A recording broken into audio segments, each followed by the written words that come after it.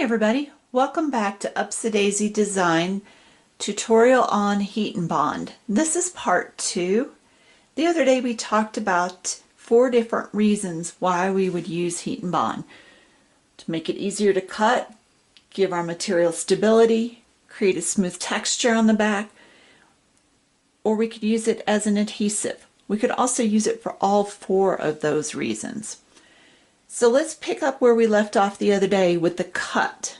So I've cut the material that we were using the other day. We have some just cotton here that's now been bonded with Heat and Bond. This was cut on a cotton bonded setting with the fine point blade, and you can see it just completely falls apart. So great cut there. Now we're not going to talk too long about settings today because that's a whole nother topic, but I do want to show you guys a couple of things regarding how the Heat and Bond will help you with cuts. Not all material needs Heat and Bond. There are some materials that you're going to have to play with to see if it's needed, to see if it's beneficial for the cut. I am using the Hobby Lobby faux leather with a fuzzy back to it. This one gives a lot of people fits, so I thought I'd pick the difficult one to start with. Now, all of these examples were cut on a purple mat. I used a brayer. You can also use a rolling pin to place the material down and make sure you've got good adhesion. And then I also taped all of them with the edges with blue painter's tape. And just so you think I didn't pull a fast one on you and use a brand new mat, this is my one of my old busted up purple mats, and we'll talk about mats another day and my crazy little system that I have with them. So purple mat, edges taped, brayered down, and then I did a couple of these cuts with different settings and different blades.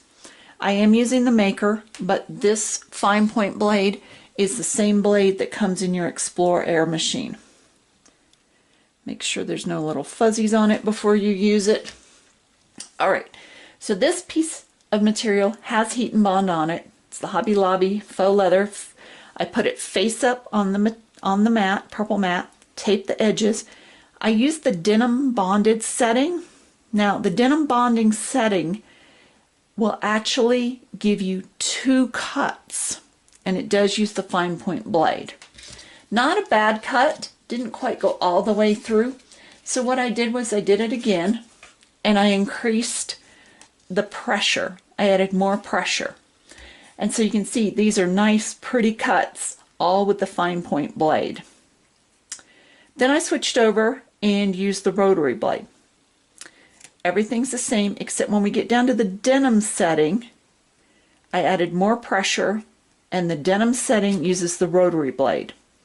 So we've got the denim bonded setting and the denim setting. A little bit different. One uses a fine point blade, one uses a rotary. So how did this one do? Not bad. It cut almost all the way around perfectly. Left me a nice crisp edge. To me, that's not worth doing a second cut and running the risk of destroying that. So I would just finish hand cutting that out. Over here we've got pieces without Heat and Bond on them. This was no Heat and Bond, same leather, taped down the same way. This time I used the denim bonded setting, so that's the fine point. And you can see that not only did the cut not go all the way through, but it's left me fuzzies on the edge that I don't have with the bonded material. Once again, no Heat and Bond.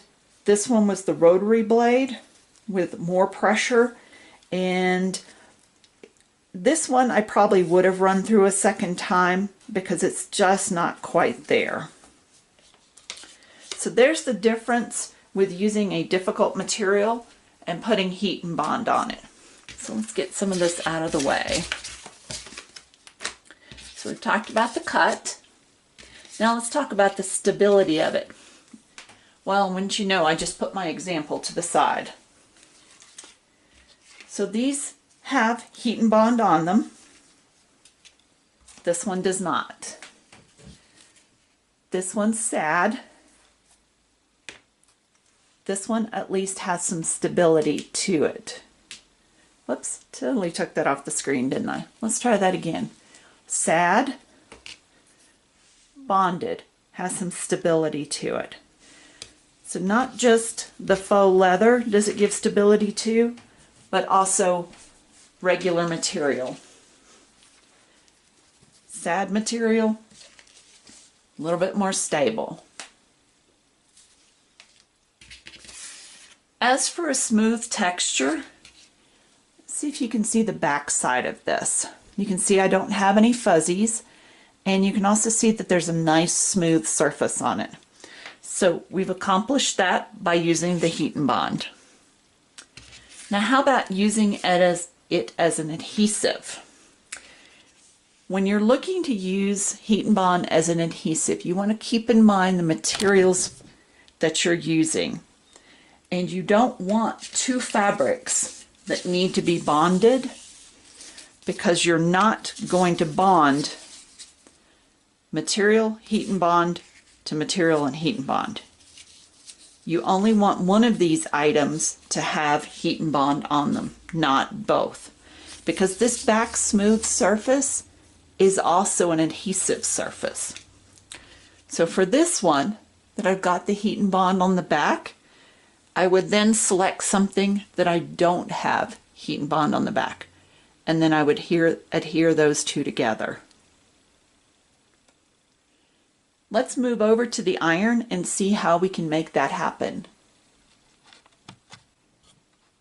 So we've made it all the way to using Heat and Bond as an adhesive. So I've taken the iron back out, and I've added another little iron just to show you guys. This is just one that I picked up at the hobby store, but I will say check around for pricing on it because it varies widely. It's this brand. You can also use the little mini irons that you see at Walmart. Just they're about yay big in the ironing section. Make sure that the temperature is adjustable. You don't want it to just be one temperature. I'm not going to use the heat press today just because we're working with little small items, so don't want them to get lost in my heat press.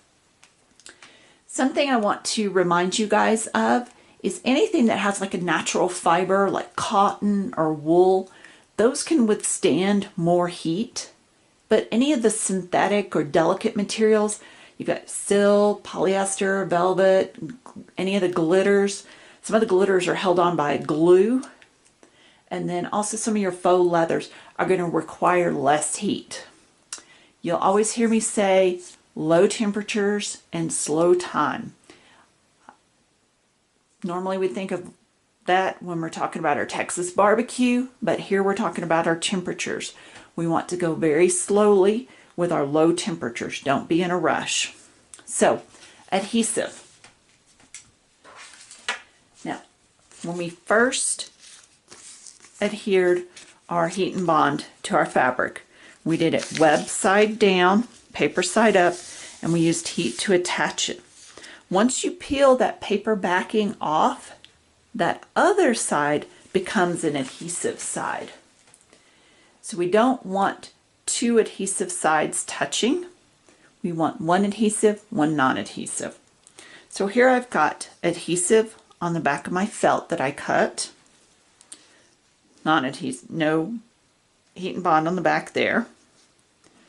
This one, Heat and Bond on the back, nothing here.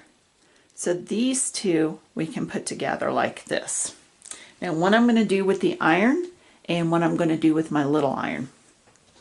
Doesn't matter which one you use. I would recommend either a Teflon sheet. If you have a heat press, you've probably got a Teflon sheet. I have seen people use parchment paper and it does work fine, but I had a Teflon sheet, so I'm just going to use it. Now we don't want to move the iron around because we run the risk of these two slipping apart. So I'm going to line them up, Teflon sheet. Okay, so we're going to put this on a wool setting and we'll try it for 10 seconds, and we're going to put the point of the iron directly on it. Just don't move it around.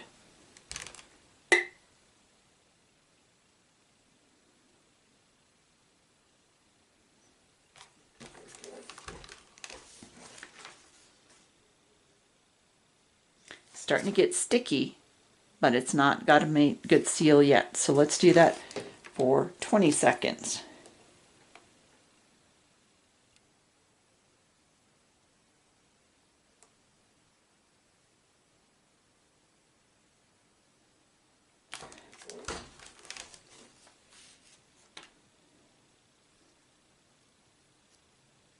Looks like we're starting to get a nice seal there. I still want to go just a little bit longer, but we're going to check each time. So let's do it a little bit longer.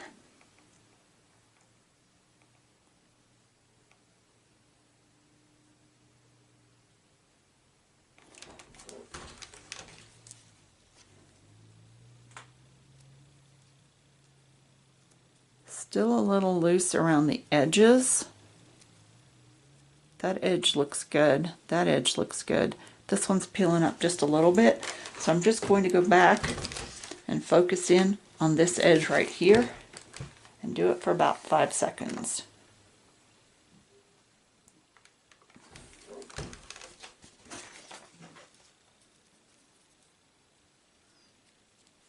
Okay, that seems to have got it.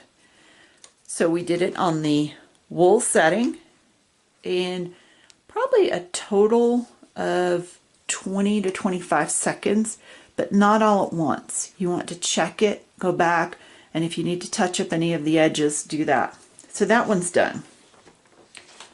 Now let's try it with the other iron that I have. Now this has felt on the back, so I'm actually going to put it with the glue side closest to me. So I have felt, HeatnBond, and then my faux leather.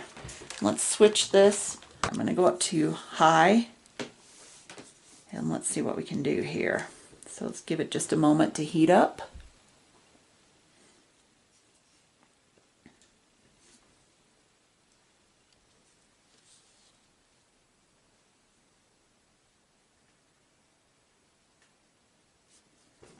Okay, so that's 15 seconds on high. Still not getting much action out of that. All right. I must admit I'm getting a little impatient.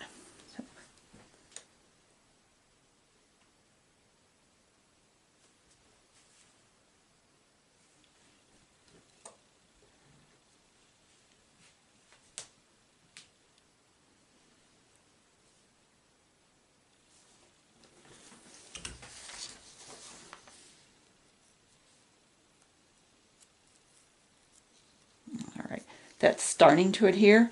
That was 15 seconds in 2 different spots. I'm going to try that again right along the edges.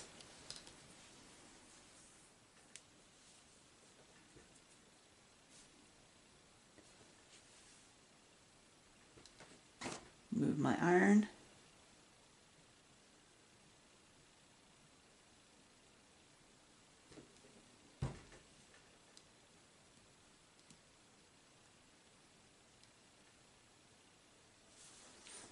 If this doesn't work, I'm going back to my regular iron. Well, I think it heard me talking bad about it, except for this edge right here. That actually did work. So that was 15 seconds in 3 different spots. I still think the iron was actually a little easier, and maybe because of the amount of weight behind it. So I'll save that for using heat transfer vinyl. Okay, so that actually did seal all the way around. We'll go back, we'll try it with a piece of fabric. The fabric is bonded, the faux leather is not. I'm going to place those on top of each other, line them up. And I'm going to go back to using the iron on this. Place the Teflon sheet on top. No steam on the iron. Make sure you go straight down, no movement. because we want those two pieces to bond together right where we put them.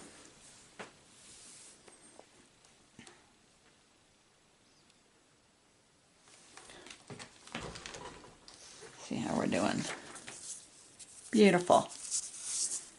That has a great seal to it. So now we have a piece of faux leather on one side and a piece of fabric on the other side. I hope that answered your questions about Heat and Bond. If not, please feel free to drop me a note and I'll be happy to help you out. Thanks, everybody.